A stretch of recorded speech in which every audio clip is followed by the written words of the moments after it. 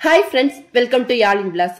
2025 பிறந்ததுலேருந்தே அஜித் ரசிகர்கள் கொண்டாடும் விதமா நம்ம தல அஜித் பல சாதனை புரிஞ்சிருக்காருங்க. ஒரு பக்கம் நம்ம தளபதி விஜய் தன்னோட அரசியல் பயணத்தை பரந்தூர்ல இருந்து தொடங்கியிருக்காரு.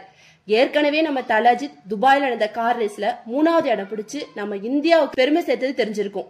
இன்னைக்கு குடியரசு தின நாள் அன்னைக்கு அஜித் ரசிகர்கள் பயங்கர சந்தோஷத்துல இருக்காங்க. அதுக்கு காரணம் என்னன்னு பாத்தீங்கன்னா, இந்திய அரசாங்கம் நம்ம தல அஜித்துக்கு 2025க்கான பத்மபூஷன் விருது அறிவிக்கப்பட்டிருக்கு. இந்த நியூஸ் தான் இணையத்துல ட்ரெண்டிங்ல இருக்கு.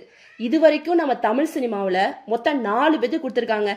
நடிகர் திலகர் சிவாஜி கணேசனுக்கு 1980, சூப்பர் ஸ்டார் ரஜினிகாந்துக்கு 2000, உலக நாயகன் கமலஹாசனுக்கு 2014, நம்ம கேப்டன் விஜயகாந்துக்கு 2024 கொடுக்கப்பட்டிருக்கு. இப்ப 2025ல நம்ம தல அஜித்துக்கு அறிவிக்கப்பட்டிருக்கு. இது தமிழ் சினிமாவுக்கே பெருமைக்குரிய விஷயமா இருக்கும்.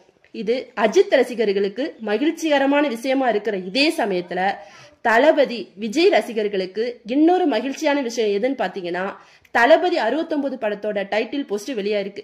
ஏற்கனவே தலைவானு மூவி டைட்டில் வச்சதுக்கு ப்ராப்ளம் ஆச்சு. இப்ப ஜனநாயகன்னு மூவி டைட்டில் வச்சிருக்கிறதுக்கு என்ன பிரச்சனை வரும்னு தெரியாதுங்க.